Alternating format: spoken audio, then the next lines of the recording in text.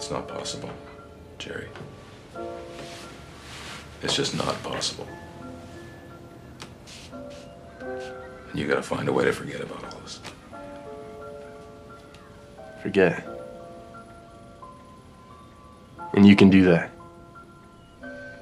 For Jerry, who had long considered the dogs his family, forgetting them was impossible. Meanwhile, the dogs had been surviving on their own for 15 days. Antarctica had grown even colder after the storm. The dogs remained quietly in place, waiting for their master's return. That day, a nearly frozen seagull landed on a nearby rack. Seeing this meal delivered to their doorstep, young Max's eyes lit up instantly. He barked excitedly, then leaped forward, breaking free from his chain to chase after the seagull. Having not eaten for half a month, they desperately needed food for energy. They all ran excitedly toward the seagull, all except Maya, who stayed behind. She wanted old Jack to join them in searching for food, but old Jack, weakened by age and his injured leg, didn't want to burden the team any longer. Maya kept pawing at his body, looking into the distance. On one side were her teammates who needed food. On the other was old Jack, who needed companionship. After much deliberation, Maya, as team leader, made the difficult decision. She licked old Jack's forehead in a final farewell, leaving him alone where he lay. The dogs soon tracked their prey to a small slope where they were delighted to discover not just one seagull, but an entire flock. However,